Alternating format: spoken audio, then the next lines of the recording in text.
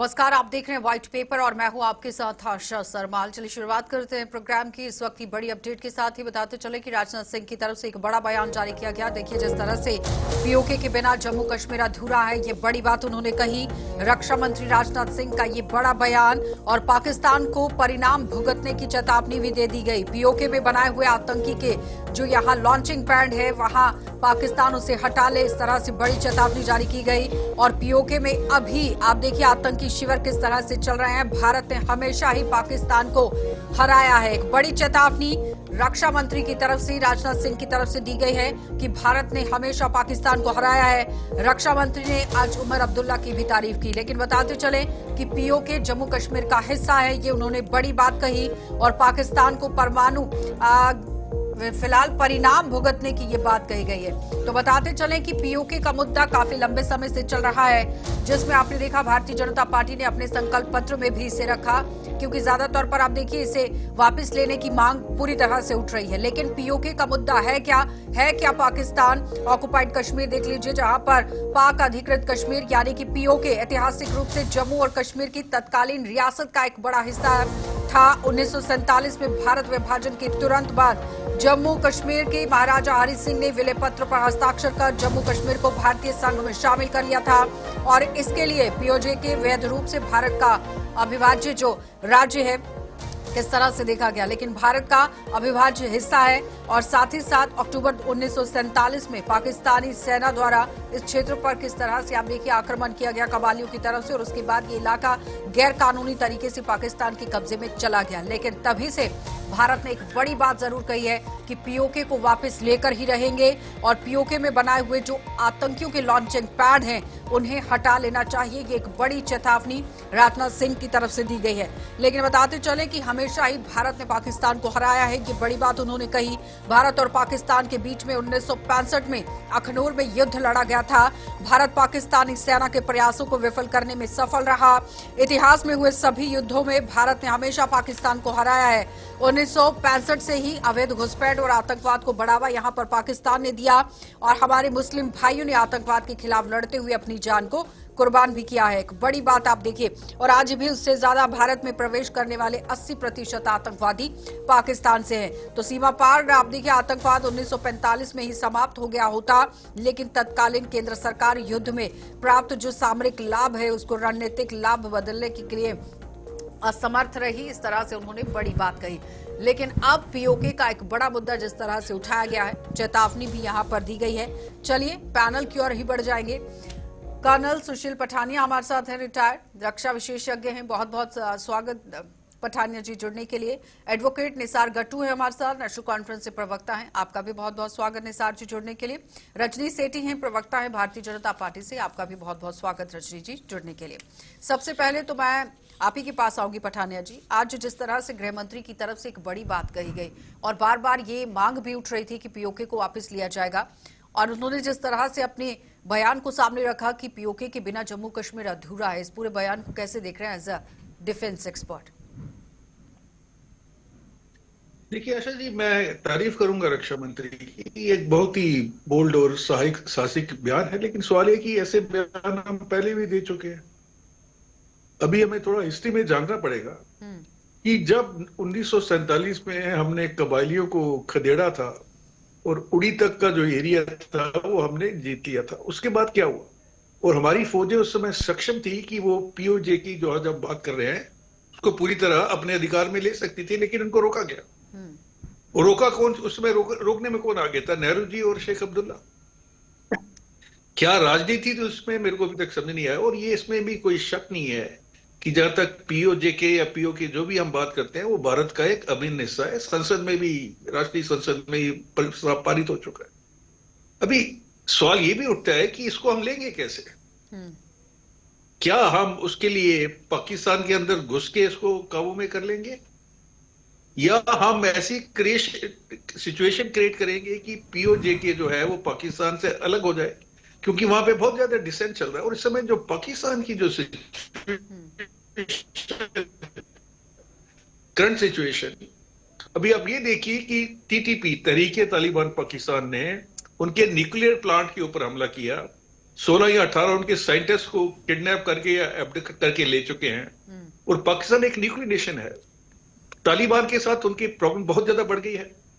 PoK के अंदर internal बहुत ज्यादा बढ़ गई है। बलूचिस्तान आर्मी लगातार उनके ऊपर हमले कर रही है। ठीक है। तो पाकिस्तान इस समय चारों तरफ से घिरा हुआ है और कोई बड़ी बात नहीं है कि अगर उनकी पॉलिसीज यही रही जो आज हैं तो ये इनके हिस्से टूटना शुरू हो जाएंगे। बलूचिस्तान टूटेगा, उसके बाद पीओके टूटेगा, और जब पीओके टूटेगा तो उस समय उसको अपने अंदर जो हमारा अपना हिस्सा था उसको हम अपने अंदर शामिल कर सकते हैं। जहां तक हम बात करें कि इसके लिए क्या मिलिट्री ऑप्शन ढूंढे हम कि हम वहां पे जाके अटैक करें, थोड़ा मुश्किल है क्योंकि इस समय चाइना जो है उनके जो कॉरिडोर जा रहा है वो गिलगित बाल्टिस्तान से होता हुआ जा रहा है गदावर की तरफ। उसके अलावा अभी एक थर्ड डायमेंशन भी इसके अंदर ऐड हो गया आशा जी, वो है बांग्लादेश वाला। तो क्या हमारी जो वॉर वेजिंग कैपेबिलिटीज हैं वो इतनी सक्षम हैं कि हम तीनों को फ्रंट्स को एक साथ टैकल कर सके? ये गवर्नमेंट का डिसीजन है। रजनी जी कह रहे हैं तीनों फ्रंट को किस तरह से टैकल करेंगे? कोई संदेह नहीं। और वो कह रहे हैं इससे पहले भी कई बार बयानबाजी हो चुकी है। ठीक है पठानिया जी। रजनी जी जवाब दीजिए। आशा जी, जो आज कार्यक्रम में शामिल थे राजनाथ सिंह जी, उन्होंने कहीं ना कहीं पाकिस्तान को चेतावनी दी है कि अपने जो मिलिटेंट के लॉन्चिंग पैड्स है उनको बंद करें। कहीं ना कहीं जो जम्मू कश्मीर में अमन शांति का माहौल बना है पिछले 10 सालों में, वो कहीं खलबली ना हो, उनका इशारा उस तरफ था। और लगातार हम लोग बात कर भी रहे हैं, पीओके जो है वो हमारा हिस्सा है, इसमें अमन शांति कैसे, क्योंकि वहां के लोगों के साथ नाइंसाफी हो रही है, वहां शोषण हो रहा है, वहां किस तरीके से बच्चों के साथ शोषण हो रहा है, वो सब बातें हम जानते हैं। राजनाथ सिंह जी ने ये भी बात की हुई है कि ये नया भारत है, आप इसको पुराना भारत ना समझे कि वो अंदर घुसकर आक्रमण नहीं करेगा। मुझे जहां तक लगता है कि एक विल पावर होने की जरूरत है जो हमारी इस केंद्र सरकार में देखने को मिल रही है, चाहे वो मोदी जी हैं, चाहे अमित शाह जी हैं, या चाहे राजनाथ सिंह जी हैं। कहीं ना कहीं दिख रहा है पिछले 8-10 साल में पाकिस्तान बैकफुट पे है। पाकिस्तान उस तरीके से जवाब नहीं दे पा रहा जिस तरीके से कांग्रेस की सरकारों में उनका रवैया रहा है। तो मुझे जो लग रहा है कि केंद्र सरकार निश्चय बना बैठी है, केंद्र सरकार डिसाइड कर बैठी है। अगर ये अपनी हरकतों से बाज नहीं आते, तो राजनाथ सिंह जी ने इशारा किया, अगर वो हरकतों से बाज नहीं आते तो डॉट डॉट डॉट, उसका मतलब क्लियर है कि आप सुधर जाइए, संभल जाइए, वरना भारत को रिएक्ट करना भी आता है, क्योंकि ये नया भारत है। डॉट डॉट डॉट जो है उस एंगल से वो आज ये डिफेंस की भाषा में किस और इशारा किया गया है? देखिए ये एक जो पॉलिटिशियन का एक ये देखिए, we have to be very very pragmatic. Desirability and doability के बीच में जो गैप है उसको प्लग करना पड़ेगा। अगर पिछले 77 साल से बीजेपी की गवर्नमेंट को भी 10 साल हो गए हैं यहाँ पे, अगर हम मिलिट्री ऑप्शन की बात करते हैं, इज इट पॉसिबल? दूसरी बात जो हमें देखनी है, Pakistan is a nuclear nation. ये यूक्रेन की तरह नहीं है कि जहां पे रशियन आर्मी घुस जाएगी और वो रिटेलिएट नहीं करेगा। पाकिस्तान न्यूक्लियर नेशन है। चाइना पूरी तरह से उसके पीछे बैठा हुआ है, उसके अपने इंटरेस्ट हैं। तो मिलिट्री ऑप्शन के लिए अगर हम बात करें कि देखिए स्पिरिट अलग चीज है, करेज अलग चीज है, और जो प्रैक्टिबिलिटी प्रैग्मेटिक जो चीज है वो शायद अभी नहीं कर पाएगी कोई भी गवर्नमेंट, और इस समय वो डिजायरेबल भी नहीं है। हमें जो है अपने डिप्लोमेटिक चीजों को यूज करना चाहिए, हमें अपनी सुरक्षा पे ध्यान देना है आशा जी।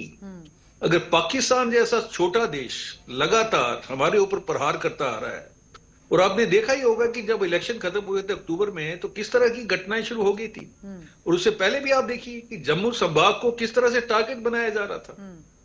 तो आतंकवाद जो है कंट्रोल में नहीं है, लेट्स फेस द फैक्ट, और इसके लिए हमें बहुत कुछ। निसार जी, पठानिया जी ने जब अपनी बात को शुरू किया था, उन्होंने कहा इसकी जिम्मेदारी पंडित जवाहरलाल नेहरू जी का उन्होंने नाम ले लिया, और उसके बाद शेख अब्दुल्ला जी का भी नाम ले लिया था। नहीं करेंगे। उन्होंने कहा अगर उस वक्त हल किया होता तो आज ये टाइम देखने को नहीं मिलता। जी आशा जी, चीज है मेरा बड़ा सबसे पहले ठीक है पठानिया जी। निसार जी, सबसे पहले तो मुझे फैक्चुअल थोड़ी सी करेक्शन करनी पड़ेगी। ये 1947 का मसला नहीं है, 1948 का मसला है। बहरहाल ये किसकी गलती है, क्या गलती है, अगर आपसे बड़ी बहसें हुई है कि अगर पीछे हम पास्ट को देखा जाए तब क्या हालात थे हिंदुस्तान के और आज क्या हालात है, तो मुझे लगा है ये डिफरेंशिएट हो जाएगा।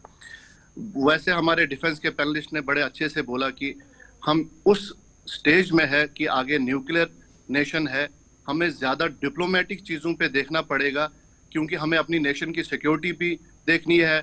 और बाकी शेख साहब या नेहरू जी का जो इन्होंने बात उठाई है, मुझे लगता है कि नेशनल कॉन्फ्रेंस का स्टांस वो उस टाइम का स्टांस था कि जिस टाइम ये चीजें देखी जा रही थी कि लोग पाकिस्तान की ओर जा रहे थे, और वाहिद एक जम्मू कश्मीर नेशनल कॉन्फ्रेंस है जो शेख साहब की क़यादत में हिंदुस्तान के साथ जुड़ना चाहती थी। और उस वक्त के एडमिनिस्ट्रेशन जो जम्मू कश्मीर की वो शेख साहब चलाते। तो कहने का मुद्दा ये नहीं है, अगर हम इन चीजों को उखाड़ने बैठे, कुरेदने बैठे जख्मों को, तो खून कहीं ना कहीं से निकल ही आएगा। बेटर हम इस चीज पे फोकस करें कि हम आने वाले वक्त में अपनी नेशन की सिक्योरिटी को कैसे टाइट कर सके। देखो हमारा जो पीओजेके का मसला है, अभी भी हमें लाइन ऑफ कंट्रोल पे चल रहा है, एसी पे है, हमारी बॉर्डर फ्री है, हमारे बॉर्डर में कोई तार नहीं है, हमारे बॉर्डर में कोई निगहबानी नहीं है। अगर आप यहाँ अखनूर की बात ही करेंगे तो आप ऐसे हालात देखेंगे कि लोग आर पार चले आते हैं।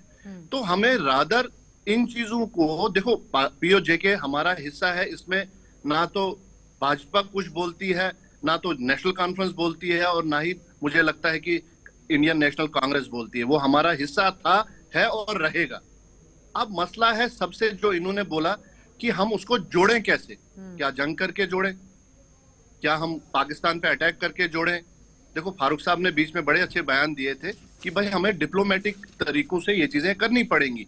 और 1948 में जो यूएन में मसला लिया गया है नेहरू जी के टाइम में, जिसमें शेख साहब भी साथ थे, ये डिप्लोमेटिक उस टाइम था कि भाई ये हम पीओजेके का मसला जो है ये एक कर दो। लेकिन आपने चार्टर्स देखे होंगे उस टाइम के जो यूएन ने पास किए, उसमें आपने देखा होगा कि भाई उन्होंने बोला है कि both of the dominion withdraw their forces first. क्या, लेकिन प्रॉब्लम है पाकिस्तान ने नहीं किया। हिंदुस्तान उस वक्त यहाँ की मेजॉरिटी में काम कर रहा था, हिंदुस्तान की फौजें यहाँ के लोगों को मदद कर रही थी, यहाँ के लोग पाकिस्तान नहीं जाना चाहते थे। तब जाके शेख अब्दुल्ला ने यहाँ पे मैंडेट लेके लोगों को लीड किया। करेंगे कैसे, तो ये कहने का ये जी जुड़ा मसला है कि कैसे जोड़ना है, दैट इज डिप्लोमेटिक टाइज। देखो हमारे डिफेंस के पैनलिस्ट ने बड़ा अच्छा बोला, क्योंकि उनके पीछे चाइना पूरा खड़ा है। आप देखो कि जो हमारा सीपैक का उनका चलता है, आप उस पे वो लड़ाई करते हैं, उनके पीछे वो खड़े। तो naturally we have to make ourselves diplomatic ties हमारे होने चाहिए। हम उस चीज को कैसे रजनी जी, ये सवाल है। रुकेंगे एक छोटे से ब्रेक के लिए, जल्द वापस लौटेंगे, आप बने रहिए। आप ही के पास आऊंगी सीधा, कैसे करेंगे? देखिए आशा जी, जहां तक जोड़ने की बात है, अभी जो देखने को मिल रहा है, पिछले 10 साल में जम्मू कश्मीर की स्थिति में सुधार हुआ है केंद्र नेतृत्व के कारण। ये एक स्ट्रेटेजिक मसला है, इसमें विल पावर की जरूरत है, इसमें कहीं ना कहीं डिसीजन मेकिंग की भी जरूरत है। जो देखने को मिल रहा है कि केंद्र सरकार सक्षम है दोनों चीजों में। अब जोड़ेंगे कैसे, ये फ्यूचर प्लानिंग है, जो स्ट्रेटेजी के अकॉर्डिंग मुझे लगता है डिसीजन होगा। मगर कहीं ना कहीं आप देख रहे हैं कि पिछले 10 साल में यहाँ पर किस तरीके से मिलिटेंसी पे लगाम कसी गई है जम्मू कश्मीर में। तो मुझे लगता है कि एक अच्छा मैसेज पूरे पाकिस्तान को दिया गया है कि अगर केंद्र में डिसीजन मेकिंग है तो जम्मू कश्मीर की सिचुएशन को भी ठीक किया जा सकता है। ये तो एक रणनीति का पार्ट है, भविष्य की बात को बताया नहीं जा सकता है कि कैसे करेंगे। लेकिन 1971 की जब जंग हुई, उसके बाद 1972 में दोनों देशों के बीच में शिमला समझौता हुआ।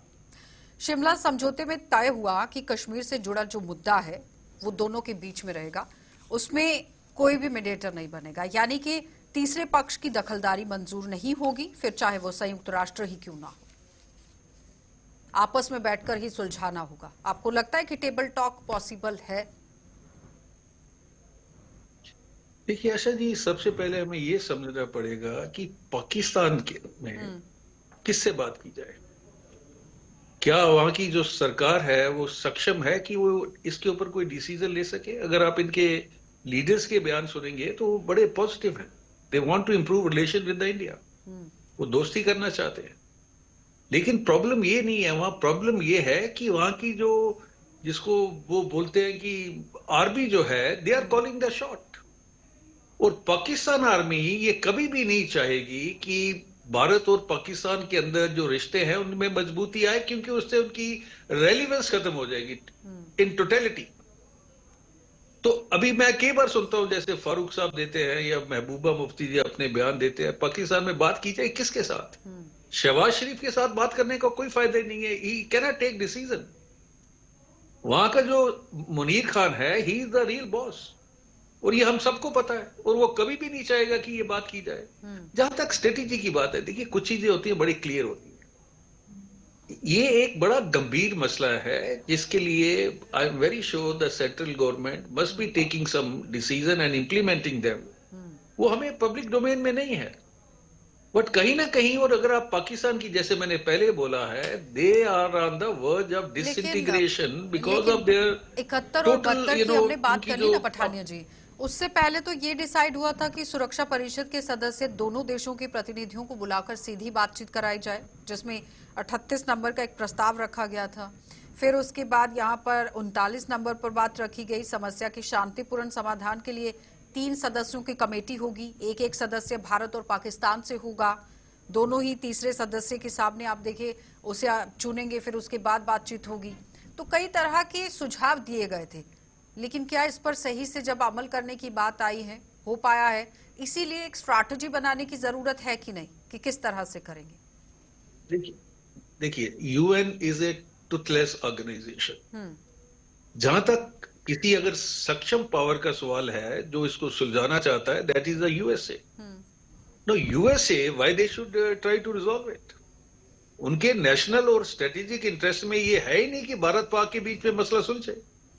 यूएन में आप प्रस्ताव लाइए, कोई आगे वीटो कर देगा, सब कहने की बातें हैं, just to keep issue live.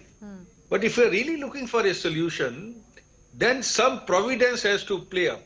और इस समय जो प्रोविडेंस का रोल जो अदा कर रहे हैं, that is the USA. USA अगर चाहे, जब भी वो चाहे, तो ये चीज जो है रिजॉल्व हो सकती है, लेकिन वो नहीं करेंगे बिकॉज उनके, as I told you, it's not in their interest. और जहां तक अपना हमारा लोकल सवाल है, अभी आप देख ही रहे हैं कि मिलिटेंसी, हम ये कह सकते हैं कि बीजेपी के पिछले 10 साल के अंदर इसमें कमी आई है, बट अगर हम ये कहें कि नहीं जी आतंकवाद बिल्कुल खत्म हो चुका, सो दैट्स नॉट करेक्ट। गट्टू जी, वो कह रहे हैं कि बातचीत आप लोग करने की बात करते हैं, चाहे ऑपोजिशन की जितनी भी पार्टियां थी, आप लोग भी कहते हैं कि टेबल टॉक होना चाहिए, बातचीत से ये मसला हल होगा। वो कह रहे हैं कि बातचीत किससे करनी है, कौन बातचीत करेगा? देखो जी, आयशा जी, बड़ा अच्छा साहब की बातें हैं, और बहुत ही जिसे बोलते हैं कि एक्सपीरियंस इन चीजों से दिखता है कि भाई हमने किसके साथ बात करनी है। हमने, अगर आप यूएसए की बात करते हो तो उनका अपना, वो क्यों चाहेंगे यहाँ पे मसला हल करना? बिकॉज यहाँ बोथ इंडिया एंड पाकिस्तान उनका, जिसे हम बोलते हैं कस्टमर है, वो क्यों अपनी इंडस्ट्रीज को बंद करना चाहें? बट अगर हमने सवाल देखना है तो फिर हमने सबसे पहले जो पठानिया जी ने बात उठाई थी, भाई हमने अपने आप को सिक्योर करना है पहले। For that we have to secure our borders, for that we have to secure our people. जो इन्फिल्ट्रेशन होती है, देखो लास्ट टाइम भी हमारी शायद इस चीज पे बात हुई, नार्को टेररिज्म होता है या यहाँ से मिलिटेंट्स आते हैं। देखो हम at the end of the day यहाँ के लोग सफरर हैं। फ्रॉम 40 साल से एक जनरेशन खत्म हुई है, 40 साल से लोग इस चीज को सफर कर रहे हैं। वो कह रहे हैं अगर हम इन सिक्योर करने की जरूरत है, लोगों को सिक्योर करने की सबसे पहले तो जरूरत है। तो ये चीजें, ये आयशा जी, ये चीजें देखनी केंद्र सरकार कर रही है। मुझे लग रहा है कि केंद्र सरकार ने जो स्टेप्स उठाए हैं, कहीं ना कहीं स्ट्रॉन्ग स्टेप्स हैं। अगर कुछ कमी पेशी उसमें है, मुझे लगता है कि उसको भी वो सेंटर अपने अकॉर्डिंग उसको चेंजेस करेगी। अभी जो बात उनके दौरान आई है सामने, एनसी के प्रवक्ता जी बोल रहे हैं कि बात करें तो करें किससे, बिल्कुल ये समझने की जरूरत आशा जी इनको भी है, क्योंकि ये हर डिस्कशन में ये बात करते हैं कि इसका हल तो पाकिस्तान से बात करके ही होगा। तो इनको ये बताने की जरूरत है, केंद्र सरकार अगर स्ट्रॉन्ग स्टेप उठाती भी है, इनकी ये बातें जो है कहीं ना कहीं हमें कमजोर करती हैं। जब ये बात करते हैं कि पाकिस्तान से डिस्कशन करिए, जो हमारे यहाँ मिलिटेंट्स को भेजने का काम कर रहे हैं, जो साथ में पीओके में लॉन्चिंग पैड मिलिटेंट्स के लिए खड़ा कर रहे हैं, आज एनसी यू टर्न मार के कह रही है कि हमें अपने बॉर्डर्स को सील करना चाहिए। ये क्यों नहीं बोल रहे कि पाकिस्तान ने जो यहाँ तहस नहस मचाई है वो सब पाकिस्तान ही जिम्मेवार है?